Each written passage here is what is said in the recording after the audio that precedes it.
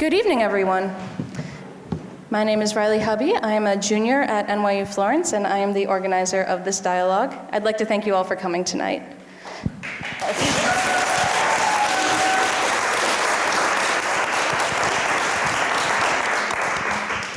Tonight, we will be discussing the issue of gender fluidity and non-binary identities in language, with a focus on English and Italian.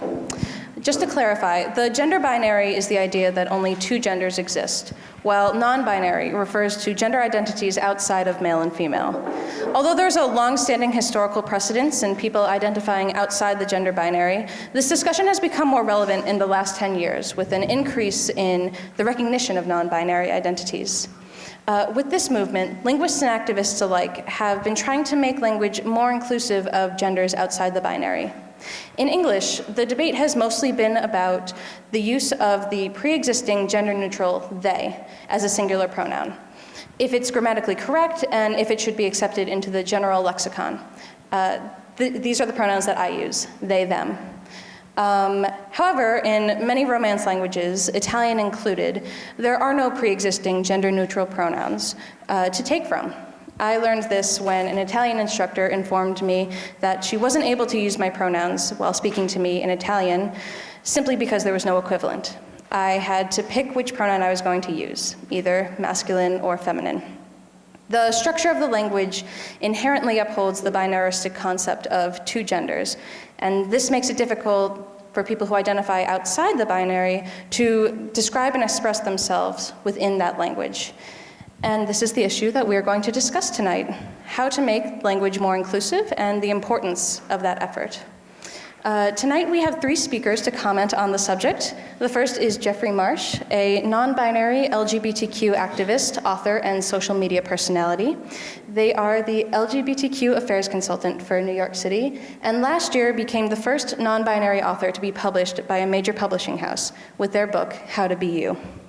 The second is Fiorenza Quercioli, the language resource coordinator for the University of Stanford, Florence.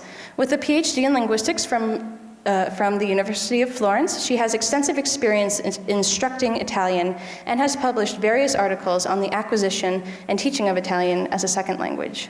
Our third and final speaker is Enrie Scielzo. My apologies. An Italian transgender model and founder/editor of The Lady Boy, the first fashion and beauty blog in the world dedicated to transgender fashion. Please help me welcome our speakers to NYU Florence.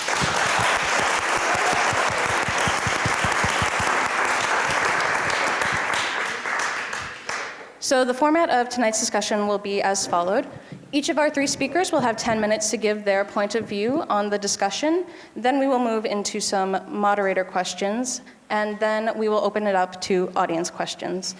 And tonight we are going to start with Jeffrey Marsh.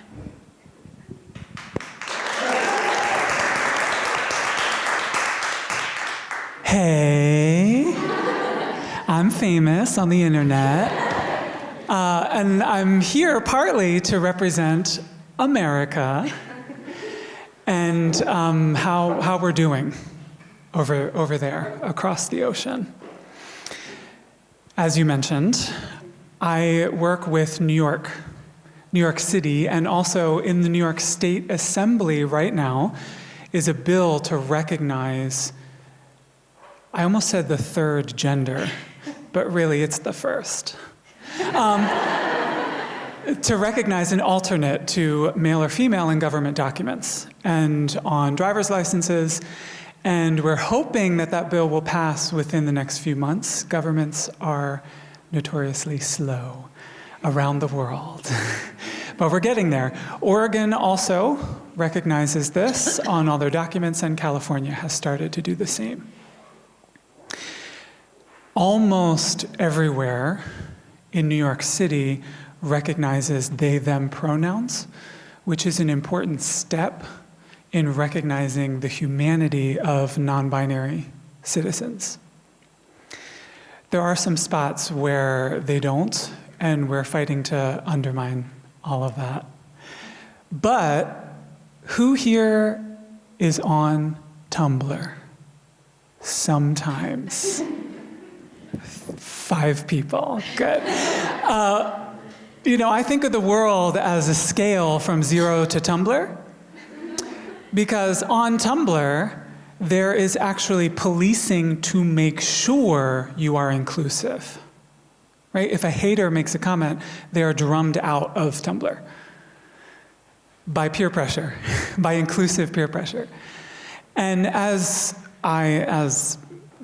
did I mention I'm famous already? Did I say that part? As a star, I travel around the world and encounter all sorts of cultures. And my partner works at the Met Museum in New York City in European paintings and with drawings and prints. And so we've been to Italy several times and several different parts of Italy. And we've had different experiences throughout. Always, as you might guess, the outsider perspective. People automatically speak to me in English. They know that I'm American just for some reason, which maybe we can talk about. So I can't wait to hear your perspective. I can remember being in Rome with my partner, having a romantic evening at a cafe outside. And people come, we were doing something touristy, because sometimes you do, and you love that about Rome. And we're sitting outside in this very romantic space with a bunch of other couples, and it's candlelit, and there are people that come up to you to sell you roses several times, many times, aggressively, and they never once approached us. They would approach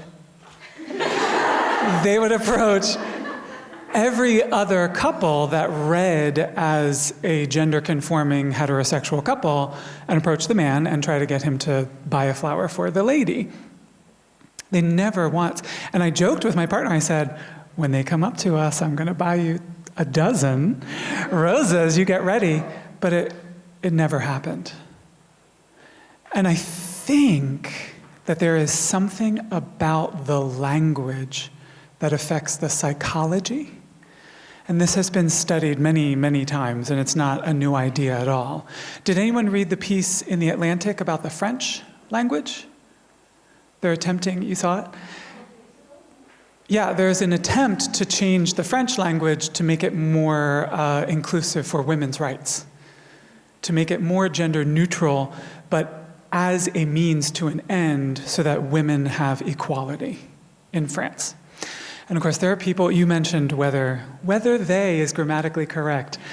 And of course, I would love to hear you talk about this too. Language changes all the time, constantly. And it adapts constantly.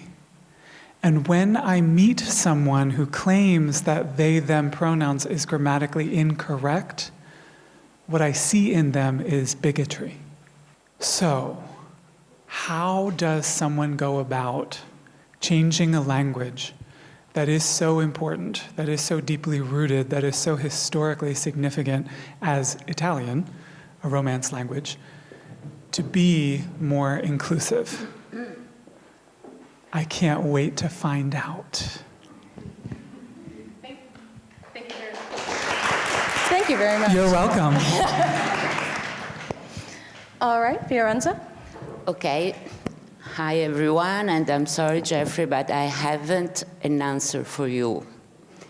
We haven't an answer yet. We're not going to solve it tonight, are we? I think we need to wait some decades to have an answer. But I think we are in the good, right path right now. We have to remember a few very important scientific things. First of all, the Indo-European language, which was the language first spoken from Europe to India, had no genders. There were a binary distinction between animated and inanimated elements.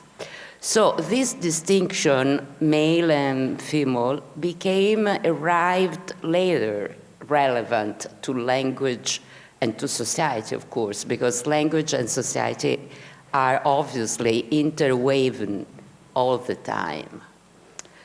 Speaking of Italian, Italian is, as you said, a Romance language. And among Romance languages, it is even today the closest to Latin. Latin was spoken here in Italy. The origin of Rome, of the Roman Empire, was just here. So if you think of Italian and you think of the verbal system in Italian, it's even today very close to the one in Latin, okay? We have to remember that Latin was a language spoken by warriors.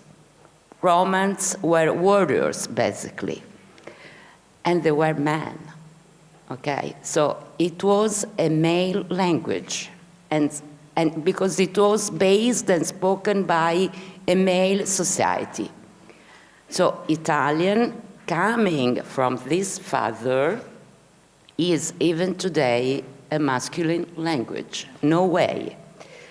The feminist movement has tried to change the language. Since 1987, which means 30 years ago, so that was a wonderful year, I guess. The Italian government has tried to implement policies for inclusiveness towards women. The most important issues regarding women is careers, jobs, professions, which for the past were only for men.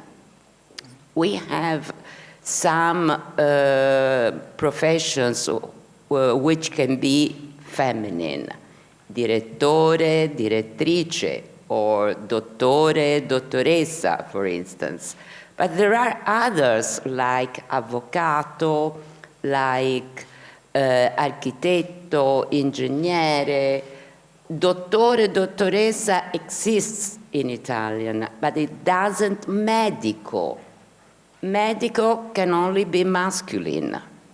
So what happens nowadays? It's the same for political careers. Sindaco, mayor, or presidente, is presidentessa okay? Like professore and professoressa, or has another connotation? Actually, in the Italian language today, even women with a public and highly relevant career prefer to use the masculine. So if you have a woman director, they prefer not to be called direttrice, but director, because the masculine is more socially relevant, has another connotation, has another status, really. On the other part, if you use the feminine of such words like sindaco, sindaca, avvocato, avvocata, you can use avvocatessa, but it's pretty long. So it's not economical inside the language, okay? And usually remember that languages change in history because, first of all, an economic, in terms of memory, time, energy, issue, okay? That's why from Latin, with all the declinations and a lot much more morphology than Italian, which I know it can be very, very unbelievable for students, because even today Italian is a very morphological language, but Latin was even more morphological than Italian. So it has changed just because it was too complicated. So little by little, even today, why don't you use, or we use just a little the passato remoto? Because it's very difficult to remember, even for native speakers. Why the imperfecto is so much used also with a lot of idiomatic usages today? Because it's so easy to be remembered. Remember, just a few verbs are irregular in the imperfecto. So that is always the principle inside a language changing, one of the principles at least. So today, to go back to our original point, if we use a word referring to a career, like a political career, like sindaco, sindaca, or avvocato, avvocata, can have a sarcastic connotation, okay? Meaning, so look, this woman pretends to be like a man, pretends to arrive to a point usually only for men. So that's why it sounds a little weird to the Italian ear. Am I right? Yeah, that's right. So, obviously, there is also a certain violence and discrimination in the usage of language, in the usage of each language, because the languages we best know are representing only the mainstream group, which is usually white, heterosexual men. So any other minorities, women, LGBTQ people, even immigrants, are not visible. And on the contrary, they can be the target of a violent usage of the language. So the question is language, is Italian going to change? Is already in a path of changement for that, in these directions? I do think yes, because society has been changing. Women have another role in the Italian society today. There is a lot of work to be done yet, but we have begun, I mean. The same for LGBTQ people.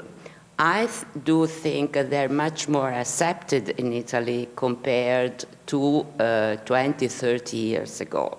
So language, of course, being a mirror of society, and society being a mirror of language, in this moment has to change, okay? Because society is changing, so we are already in a path of changement. What does it mean in reality? It means that a lot of women can choose today how they want to be called.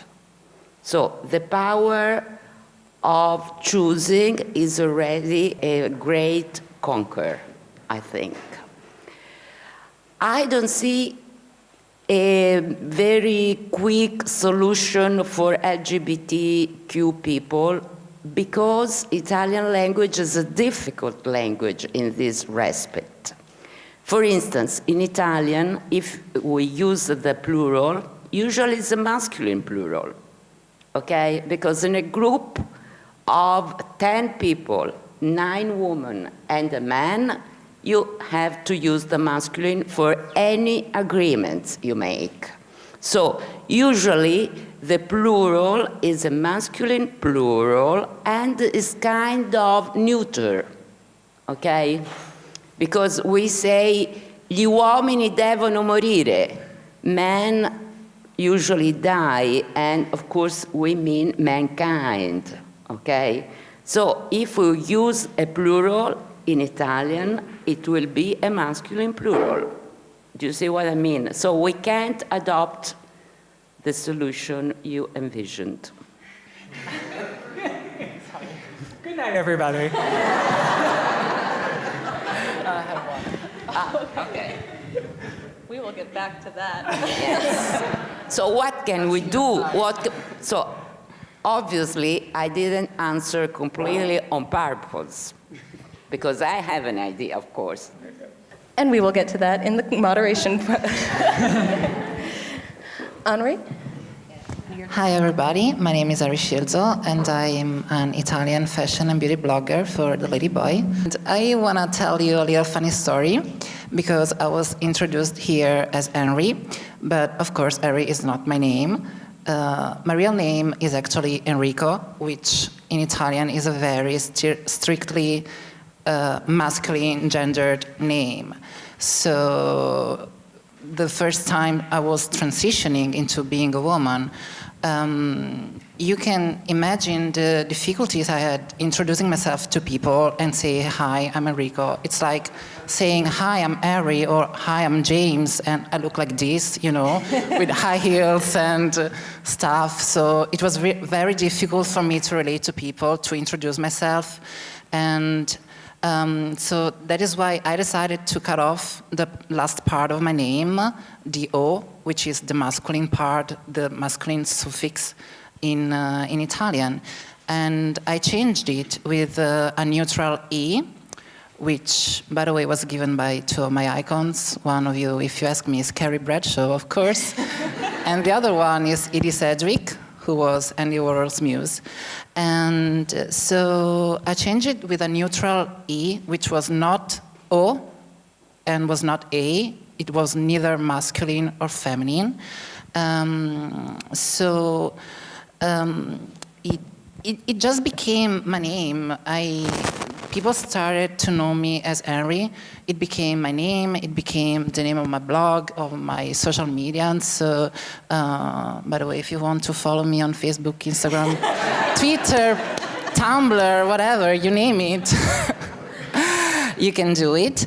And, but still, language was forcing me into a precise gender, because although I changed my name, in Italian, it's not just a matter of pronouns, I think, because we also have gendered nouns and gendered adjectives.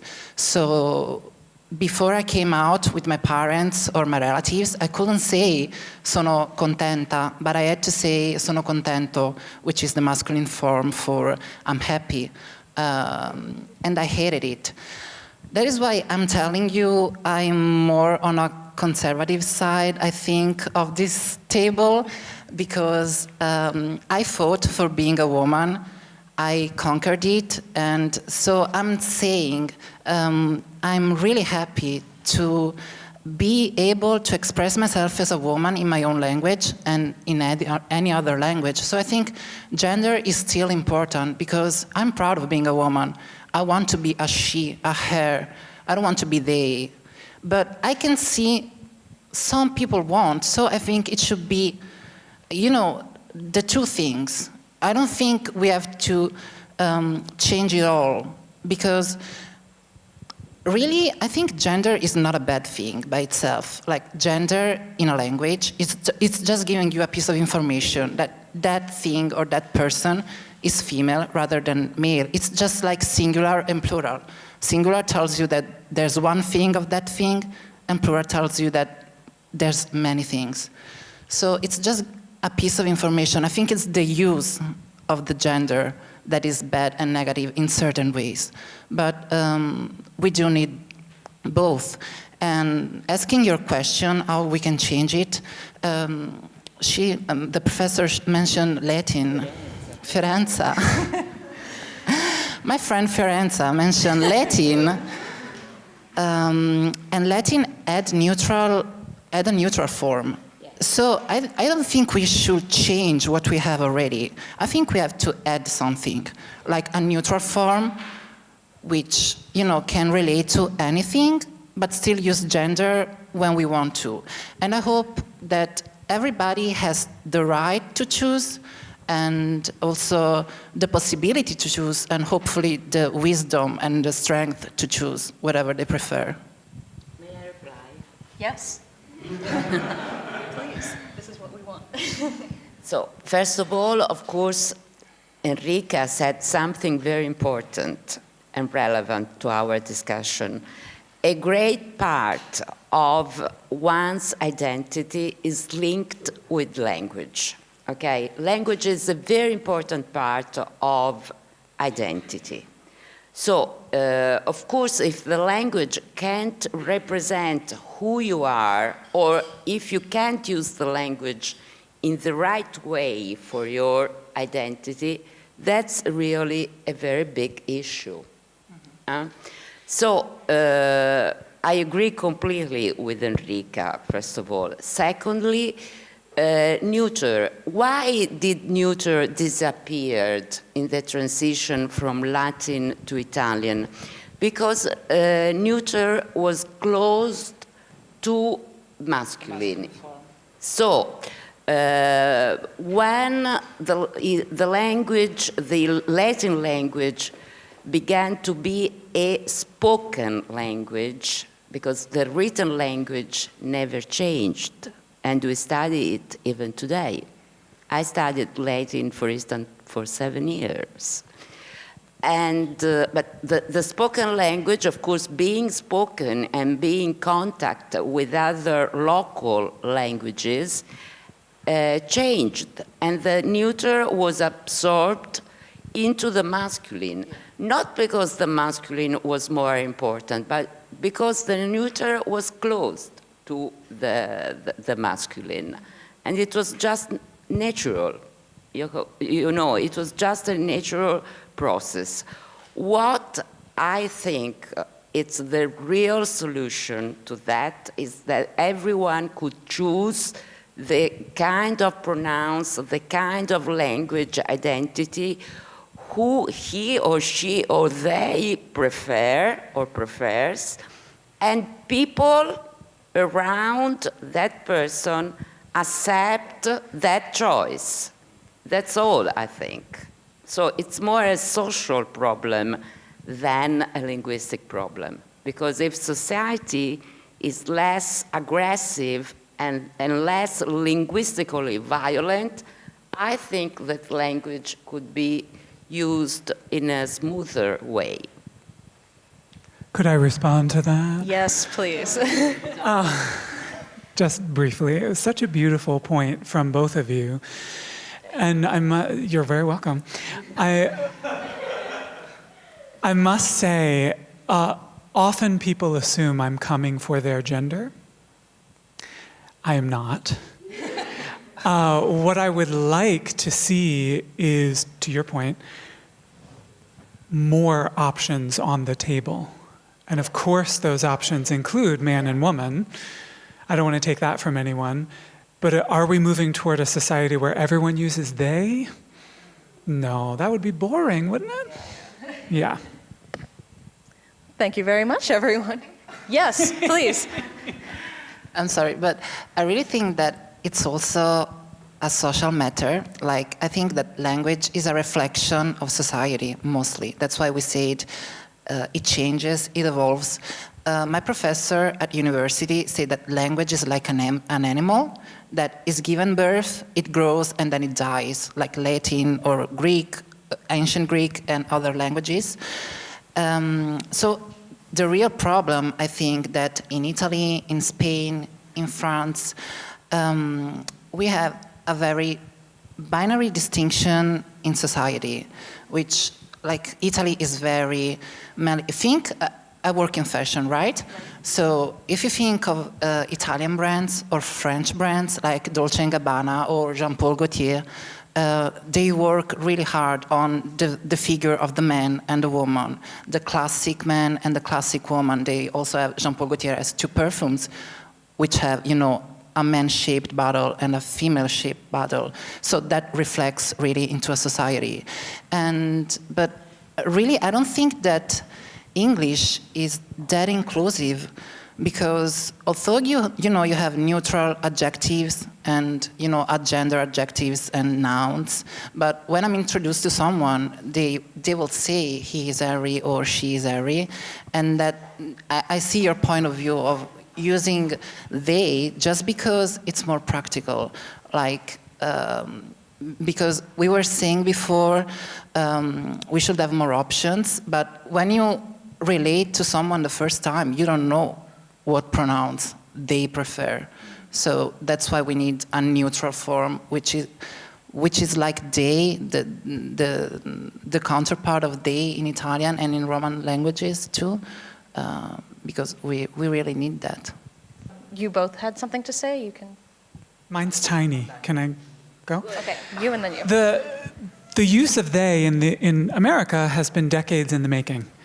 And the movement, non-binary movement, and the LGBTQ movement in particular, tried at certain points to make up a new word, to use pronouns like Z, here, HIR, right, to make up a new word, and it was such a stumbling block. It never worked.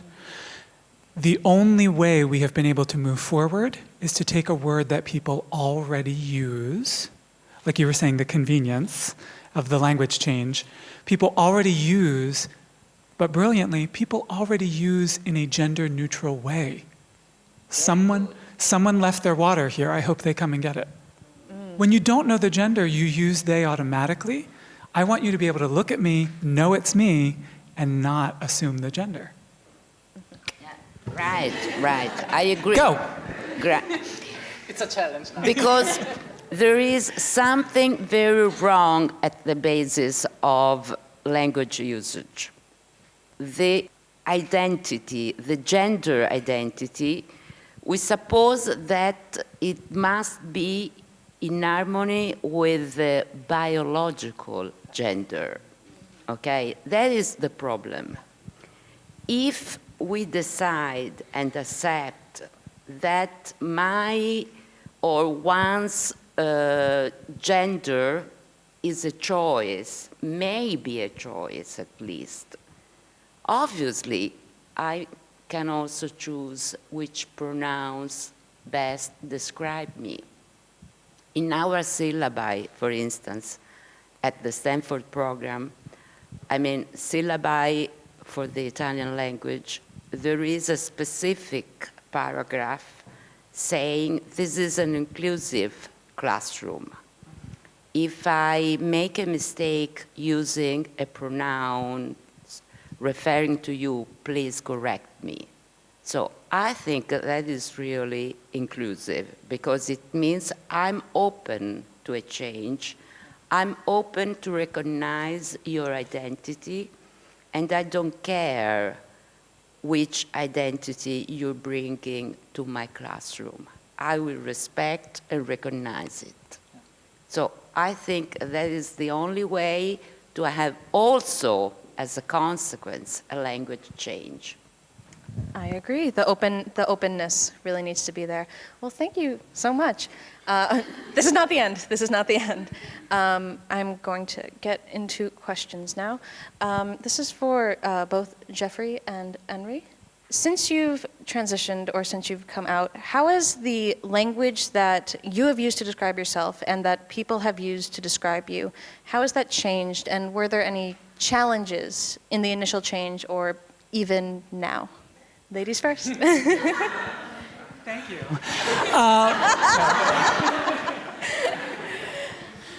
Enrie, if you would like to start. Yeah, well, I told you, it was difficult to express myself at the very early stages of transitioning because there is a time when you're not considered, there is a difference, first of all, between transgender and transsexual. So there is a time when you're not a transsexual and maybe you're a transgender, but society identifies you as a cross-dresser, which is a word I hate. I never seen myself as a cross-dresser, also because cross-dressers mostly do that for sexual purposes, but they don't do in real life. And at that time, at those early stages, it was difficult, especially with my parents and my relatives. And I will tell you, it is still difficult because my sisters too, sometimes they call me Enrico or they will address me in a masculine way, but not because they are evil or anything, but it's just an habit. Like, you know, they've known me for 30 years as Enrico, and it is difficult. And I didn't change my name because my name is Enrica now. Some people completely change their name, like from James to Samantha or anything like that. And it's very difficult. If you call your mother for 40 years in a certain way, it is difficult suddenly, to change it all. So it's just a matter of habit. It is hard, to change your habits. So sometimes it's still difficult, but we're working on that. Thank you. Jeffrey? You're beautiful. It's hard to follow you. As am I. Not to each other. The reason,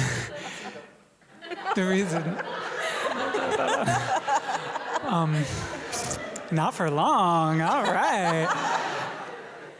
I'm going to say something very controversial. Okay. Go ahead. Biologically, there are not two genders. I can't drop this, can I? When you look at what scientists view to come up with the concept of gender, it's several things. And so when people are unable to use they, them for me or whatever, and they assume that it's he, they're not an endocrinologist. They don't know what my chromosomes are doing. They don't know. They assume that because I have a penis, I do. Hi, Internet. It's over there. That means the Internet's on this side. Okay, Yeah. good. Hi, archive. Hi, Internet. There is an assumption about biology that most lay people are carrying around with them. And all I've ever had to do when someone was having trouble remembering my pronoun was ask them to look in my eyes. That's it. They could see the they in here. And it makes sense to them. It may not be perfect from then on, but they know who I am just by connecting with me. Thank you. That makes sense to me. Do they do that in Italy? These are American students down front.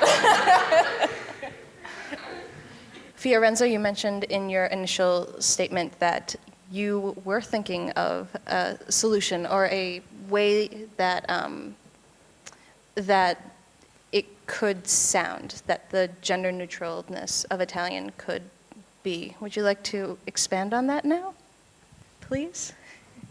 Sorry. In Italian, we have a group of words, nouns, for instance, ending with e, and they're both masculine and feminine. So, same for adjectives ending in e, in Italian, are both masculine and feminine.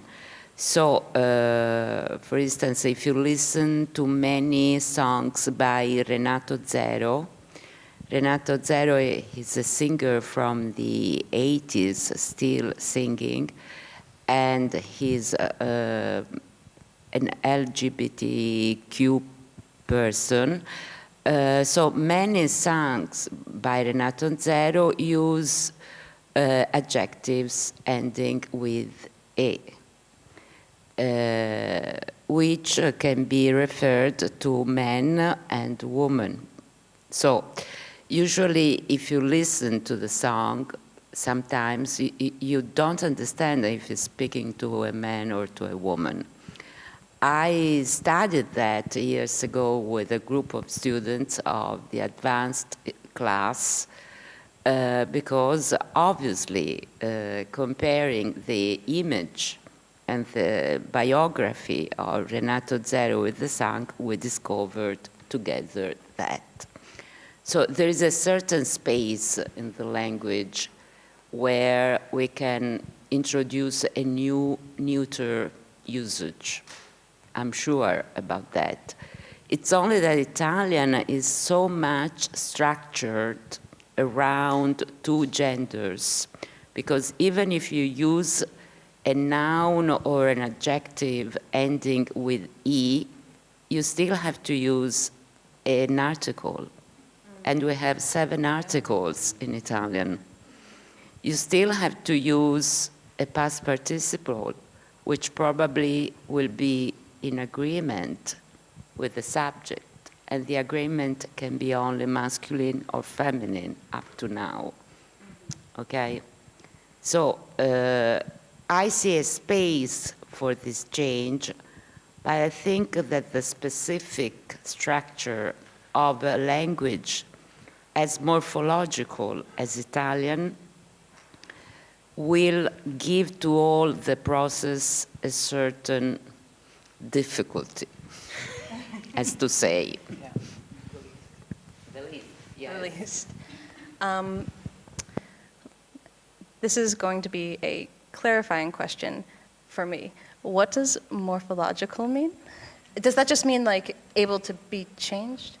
Morphological means that a word has many forms, because in Greek, morphe means form. Okay. So, for instance, a verb in Italian, for each tense you have 6 forms, and each form gives you a set of information. For instance, who is the subject, which tense, which modo, so the mood of the action, because the modo usually specifies the mood of the action or the event. Can I add something to that? Yes, please.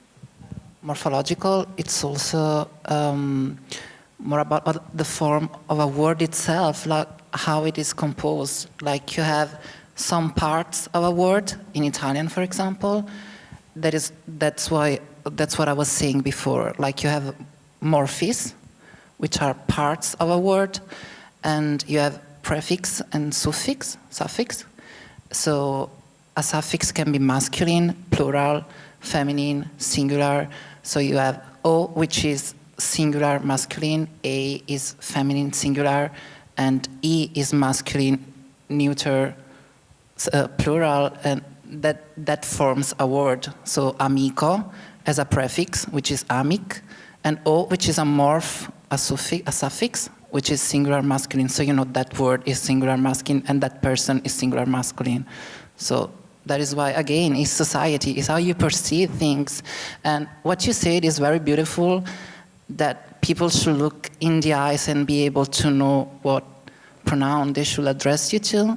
But the reality is that people are not that sensitive. Like in an ideal world, people is so sensitive that understand.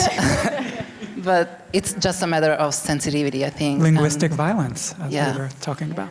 And people may also be only and simply confused by a new reality, which they don't understand, so they don't use how to address that specific reality.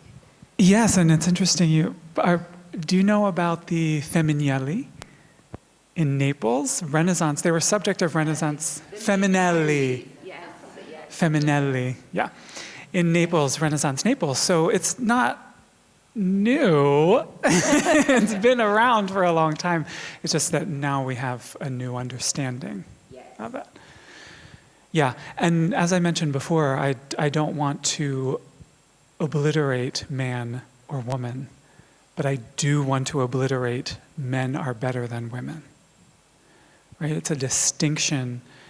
The separate and unequal gender system we seem to have working out globally, I do want to undermine that.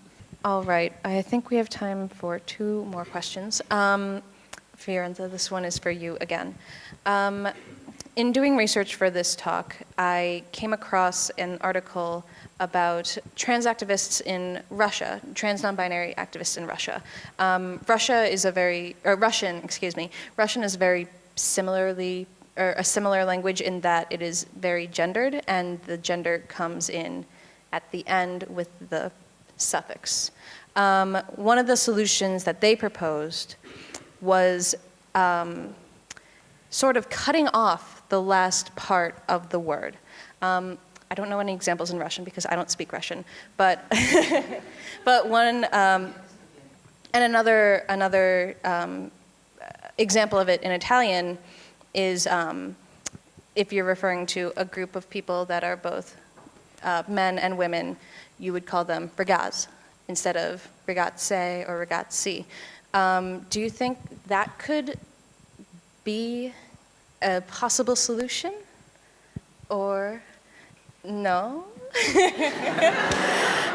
That face says it all. Yes, right. In a slang, we say raga. Raga. So we can use, but it's a slang up to now. Okay. Probably it can become accepted in standard Italian. You know that in the social media, which are mainly written, we use an asterisk at the end of a word, not to imply a masculine or feminine. It's kind of a third grammatical gender. But the problem in this case is how do we pronounce that? So we need to find inside the language possibilities a new linguistic, phonological realization of the asterisks in written language. Also, for example, in Spanish, they came up with the et that you put in the emails, because they also have chico and chica, which is guy and chick. And so the et means both A and O, because basically it's a no, it's an A inside a no. So they use that, for example, on emails, on the internet, they use chic at S. So it's chicos and chicas, but still, as she said, it's a phonetic problem, like how you pronounce that. You know, in Spanish you make a plural with adding an S. Yeah. In Italian, you change a vowel with another vowel morphologically, implying that a new vowel has together two pieces of information, masculine or feminine, singular or plural. So you see... Everything is binary. Yeah, yes, you see why I say that the Italian language, the morphological structure of Italian will be a great problem for that. Okay, and final question. This is for everyone. We touched a little bit on this earlier, but what is the importance of using correct language when speaking to someone, be it trans, non-binary, or cisgendered, which means identifying with the gender you were assigned at birth? So what is the importance of using correct language and pronouns when speaking to a person in just a general sense? It means that you respect that person, whoever he, she, or they is/are. And this is for everyone. When I listen to TV, which I hate, basically, and I hear politicians using a very violent and aggressive language towards women or towards anyone else, what I think is that they're stupid, that not respecting the human gender. Do you see what I mean? The human gender, not male, not etc. Humans. I get messages all the time on the internet from kids saying, so part of what I do, if you're not familiar, is make self-esteem videos, how to love yourself. I get messages constantly I was famous on Vine. Does everyone remember Vine? R.I.P. Vine. Does anyone not know what Vine is? Don't make people raise their hand and say how culturally irrelevant they are.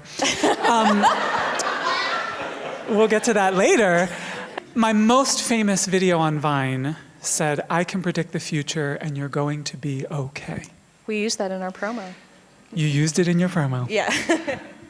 So I get messages every single day still from young people all around the world, actually, saying, I was thinking about killing myself. I saw your video. If you can be yourself, so can I. I'm going to stick around in this life. But if you pull that thread, if you respond and say, if you respond and let them know some resources that are available, how they can find support. You often then get the story, my parents don't accept me, they won't use my pronouns, my school doesn't accept who I am, right? So my answer would be, using the correct language would prevent kids from killing themselves. Isn't that direct? Yeah. And it's important to do. So it is about respect and helping people feel respected in conversation, but it is also a matter of life and death. Thank you. Would you like to comment? Yeah, it really is, and I really appreciate what you do, because it's basically what I do too. I started my career as an androgynous model, so I was a boy who dressed up like a girl, and I had photos taken, dressed up like a girl, and I had so many kids writing to me and saying, I want to be like you, I would like to have the brave to put a skirt on, or see myself as a woman, or put a lipstick on, or wear heels. So many people, I think they all start, stealing their sister's clothes and, wearing their friends' heels. And there was a certain period, like a couple of years ago, there were so many suicides, especially in America, of kids, bullied because they were homosexual or they didn't know what they were, really. So that is why I started my blog, which is the first transgender/transsexual blog in the world, because I wanted to use, the most common social media, which, is the fashion blog, to say that it is fine to be like that. Also a fashion blogger can be a transgender woman, and really, transsexual people or transgender people are just like you, and they are like your neighbor and your cousin and the shop girl you meet in the shop. Like, they are not like aliens, because sometimes I think that people think of trans people like something mythological, half men and half women, but really it's just around you, it's me. So I wanted to give this message that it is ordinary, to be extraordinary.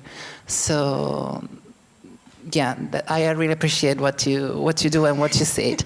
And to answer your question, I think again it's a matter of mentality, of culture, and of society, and how you perceive things, and a matter of sensibility. Well, thank you so much to all of you. And now we are going to open it up to audience questions. Does anyone have anything right off the bat?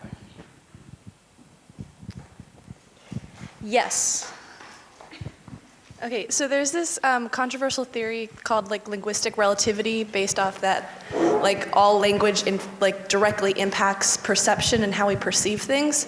And I'm just questioning how, if this theory is correct, how can we change how people perceive language if it's in everyday life and it's how they've grown up throughout their entire life? Okay, this is a famous hypothesis. It is called Sapir-Whorf hypothesis. And it was first elaborated by Professor Sapir and then reviewed in a very strong way by Professor Whorf. I recognize, and this is not only my personal and humble opinion, but it's also widely recognized, that this is a little too much. It is true that the language, your native language, or the languages which are a part of your linguistic space, meaning the languages you usually use to give a meaning to reality, in a certain way affect your way of thinking. But, of course, you can change it, okay? And you can use language itself to change your mind. Yes, of course. I think it really is the contrary. you said your language affects the way you perceive the world. I think it's the contrary. It's the way you perceive the world that affects your language. That is why I was saying it's a matter of mentality and of culture. Like, for example, and I will say that Italian is a very specific language. Like, Italian gives you so many informations about something that other language doesn't. For example, Eskimese, is that correct in English? Eskimese. How do you say Schema? Yeah. Yeah, the language is for... Yeah, okay, Eskimos. They have like 50 ways of saying eyes, because of course because they use ice for building an igloo, or ice, you know, that melts, or ice that can break if you ski on that. Skate on that, sorry. Okay. So they have 50 ways of saying ice, because ice is part of their culture, and they have to know if that ice is going to break, if that ice is good to build, if that ice is going to melt, or anything. So it's part of their culture. And there are some African tribus, they don't have colors. They only say dark or light, because it is not relevant to their culture to know if that is pink or is orange. They just want to know that is light and that is dark. So in Italian, we have like 100 ways of saying a color. Like, you don't only have pink and turquoise, you have rosa antico, you have rosa confetto, you have rosa carne, you have 50 types of rosa, which is pink, and 50 types of azzurro, because of course, Italy is it is a nation of art, of paintings, so we need that to explain. You don't have yellow, you have ochre, you have senape, you have so many colors, because we need that. So it's your culture, yeah, giallo limone, giallo zafferano, we have so many giallo tu, giallo sole, giallo canarino. Because we need that, because we were born with that culture, with that heritage of art, of paintings, of Raffaello, of Caravaggio, and also fashion. Like, fashion needs so many colors, because, you know, I think you all watched Devil Wear Prada. You know that sweater is not only light blue, it's not blue, but, you know, it's part of your heritage, so it's your mentality that has to change. And I think in this case, influencers, social medias, musicians, singers, pop stars, fashion people can change that. Like, if they start a trend which is calling themselves in a certain way, people will follow. Role model people. Basically, language usage change has always been made by power people, and power may also mean that people in a role model position. It is called influencers now. It changed. So it seems like it goes both ways. You affect your language, and your language affects you. The only way that I've been able to make change in the US and in my circle and my social whatever is living as myself without shame. And a question back there? Someone is coming with a microphone. I love those shoes make noise. I love it. No, sorry, because my English is horrible. So, professoressa Quercioli, un tentativo che è stato fatto da parte di alcuni collettivi italiani LGBT e queer per pronunciare l'asterisco, per quanto ora a lei sembra rafforzato, è stato quello di usare a terminazione delle parole la lettera U. Quindi faccio un esempio: siamo tutto bellissimo. Sì, sembra un po' un sardo. Bellissimo, you're È un talking about me. tentativo. Io non apprezzo questo genere di creazioni linguistiche perché sono già connotate, appunto. L'altra italiana insieme a me ha detto in sardo, cioè le parole che finiscono con U infatti hanno una connotazione dialettale in italiano che peraltro non è sempre positiva. Qui appunto è come il discorso delle donne, dice, la sindaca, che spesso ha un significato sarcastico, cioè come usiamo le parole è importante. Se usiamo delle parole per introdurre un criterio di inclusività, ma usiamo già delle parole connotate al negativo, I agree. I'll translate that in English. Yes, please. I'm sorry. Give us the recap. Because, you know, I am, by default, if you address me in English, I answer in English. If you address me in Italian, I answer in Italian. I'm sorry, Jeff. No. So, what's your name, please? Alessandro said that you can use it's a trial. You can use the vowel U instead of the asterisk, because U is not gender connotated in Italian, but it is dialectically connotated, because it's typical of certain southern dialects to southern, or like Sicilian, or people from Sardinia, yes, from Apulia. We think they end all the words with U. You told him, no, we can't do it. I said I don't like that kind of solutions because they already have an underprivileged connotation.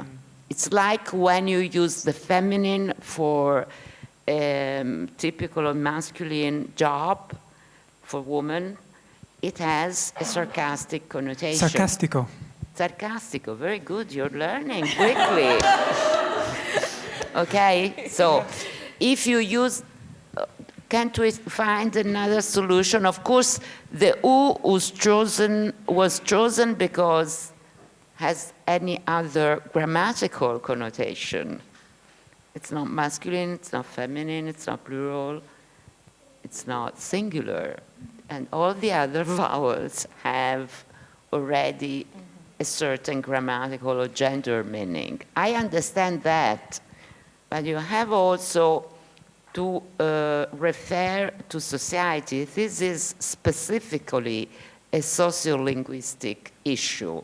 So you can't use the language in this respect, never, but especially in this respect, without also thinking about society. Where is it spoken, that language? Where are we going to use that linguistic solution?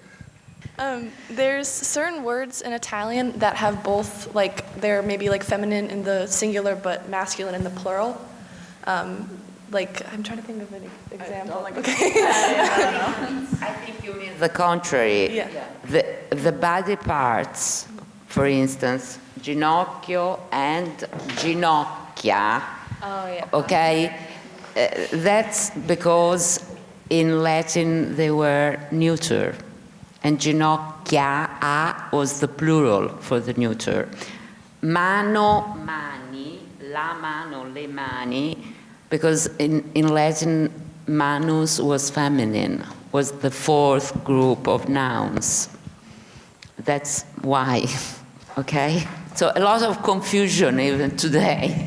We also have words like artista, which is morphologically is feminine, but the plural is artisti, which is masculine. So it creates even more confusion.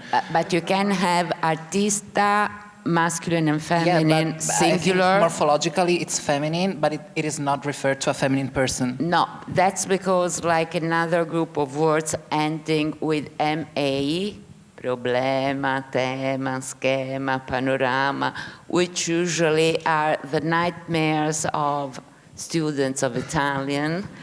That is true. Those are of Greek origin. And that demonstrates that at the very beginning of languages, the binary difference between masculine and feminine was not relevant. And ancient Greek has a trace of it. Hi, I was hoping hoping that you could give me a little bit of insight on something I've been wondering ever since I got here. I've been wondering exactly what is Italy's stance on like the LGBT community? Like, what is it like living as a member of the LGBT community here, and how are you treated, and is it any different than America, or Enrie, do you I think this is your? The Italian LGBT community is different from the American one? No, Am I correct? meant, are they treated or accepted differently, do you think, than the LGBT members in America, or Yeah, better or worse, or? I think it's what I said before, like, Italy is a very masculine-centered nation and culture and people, like she said, also Romans were warriors, so it's always been a matter of the man who wears the pants and all that stuff. We are very strictly man-centered culture. So I think, especially in South Italy, which is more conservative, it is more difficult to be accepted. But I think we're moving very fast, very forward. I think things are changing so much thanks to the internet, because sometimes internet is helpful. You know, sometimes. Again, it's a matter of use. I think everything is neutral. Now the word is neutral. Everything is neutral. It's the use you make of it that is bad or good. So internet is an instrument. You can use it in a good way or in a bad way, and it's up to you. You know, I use the internet for informing myself, you know, to read the news, to get in touch with people. I use it very much for work. So it's just an instrument. People that say that the internet is evil, it is not. People are evil. So yeah. So yeah. So yeah, I think South Italy especially, it's hard to accept. I've lived in London, I've lived in Barcelona. I traveled a little bit to New York as well, and I can see a difference totally. Like, I think there's a spirit of freedom outside of Italy to express yourself. It comes more easily. While it's like here, they're expecting something from you. But again, I think we're moving pretty fast, pretty forward, and that's beautiful. From you, even if you were born a woman in the 60s, of course. In the program, in the plan of your family, of people around you, of society, you couldn't be a professional, you couldn't be a mother and a working woman. Coming to Italy from America often reminds me of being in religious, conservative parts of America. So, well, I wanted you to talk about it, how the church influences that perception, and even misogyny as well as anti-LGBTQ bias. Definitely true. Like in any other country, and I won't say America, I will say Spain, which is our neighbor. They don't have church there. We have the Pope. We have, and in Spain, I will say that they even more religious than Italian, I think. Spanish people are so religious. But they don't have the presence, the church, the Pope. They don't have that. So that's why I say there's this kind of freedom that you can breathe there and you can't here. And I would say that if you think of Roman ages or Greek ages, they were like pansexual, let's say that, where pan in Greek means everything. Men would sleep with men, women with women, and all that stuff. It all changed with the church in the Middle Ages. So it is definitely a problem in that sense. Besides your religion. I loved when you spoke about spiritual freedom to be who you are. And it sounds like here that is different than religious freedoms. Native Americans, they have a word for that. They call trans people two-spirited, because you have two spirits in that, which I think is beautiful. They see the spirit in you, which I think it's the most beautiful of all the terms. Like, my blog is called The Lady Boy, which is a very negative thing, and that's why I called it The Lady Boy, because Lady Boy is associated with sexual tourism, like in Thailand and, Asian countries, where, boys start taking hormones at 6, at 7, at 8, to be, I would say, abused. So that is kakoi, which is lady boy. And again, it's a matter of language. I called my blog The Lady Boy because I don't see anything bad in being lady boy. And you know what? It is funny that LGBT people don't like my blog because it is called The Lady Boy. And they say it's a very gendered word. You're not a lady and you're not a boy. And they don't like that they have these two words together. And I love that even more because of that.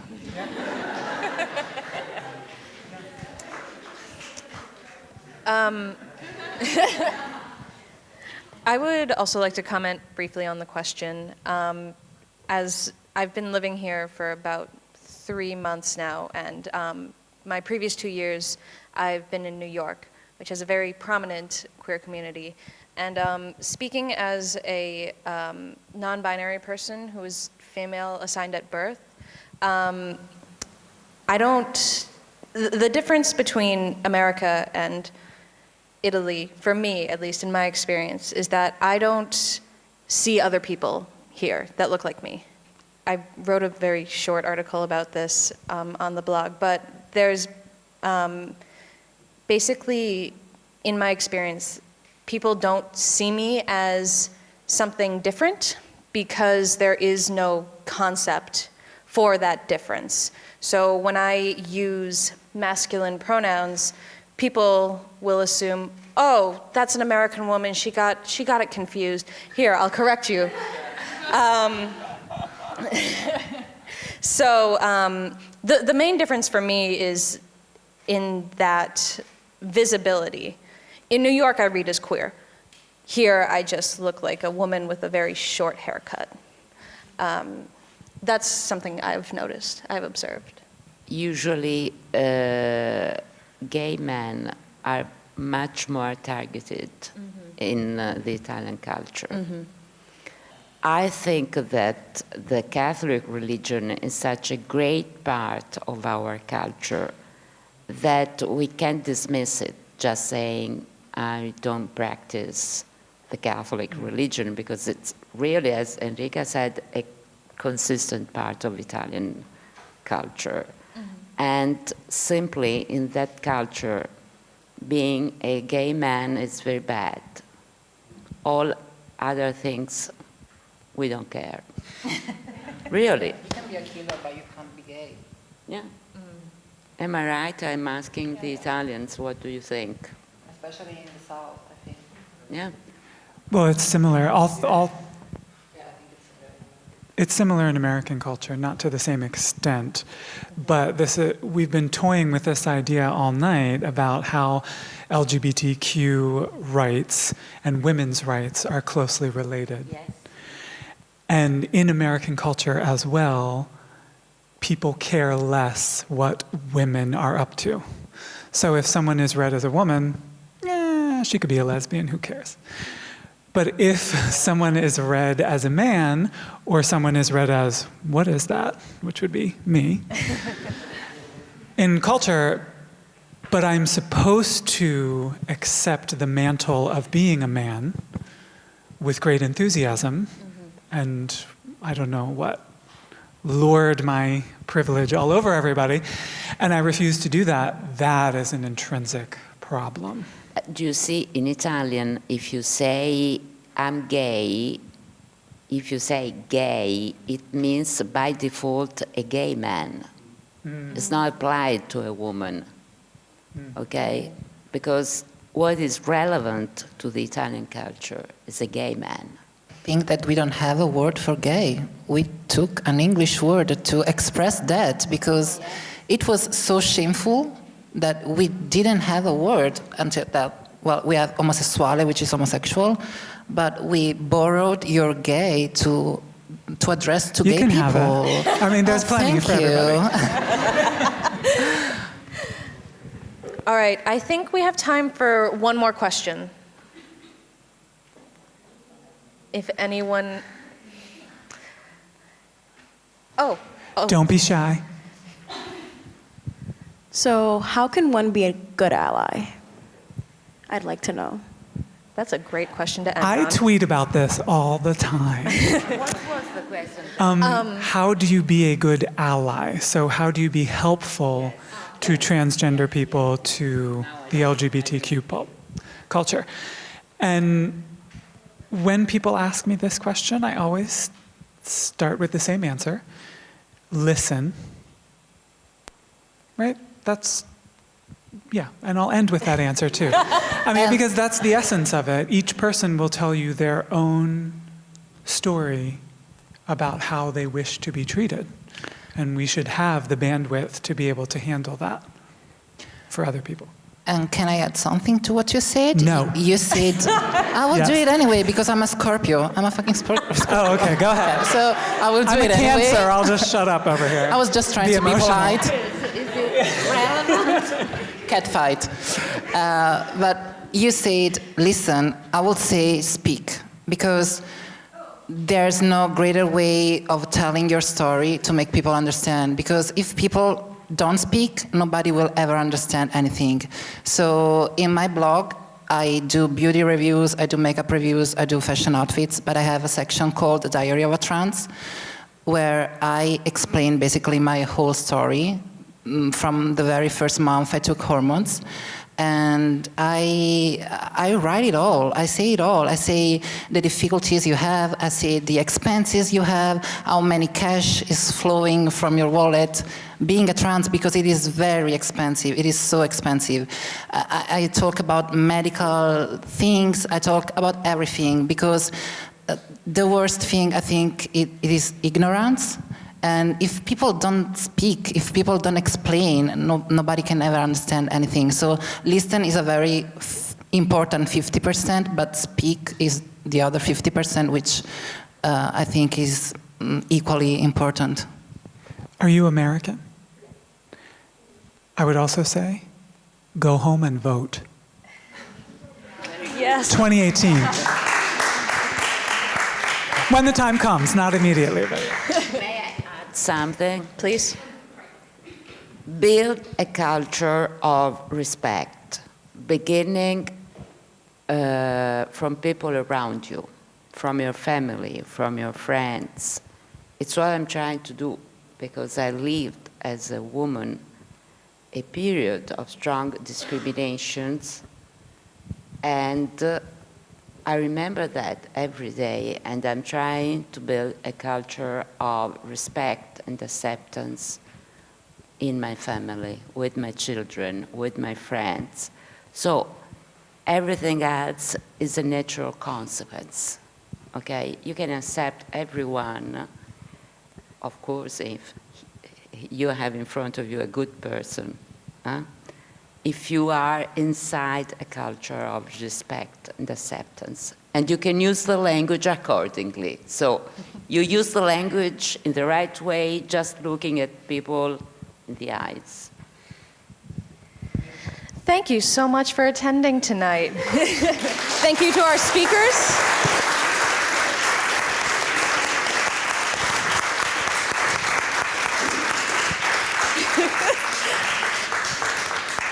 Thank you so much for coming, and thank you for staying and asking questions. There's an informal reception out in the lobby, and our speakers will be out there as well if you have any further questions for them. Yes. Thank you.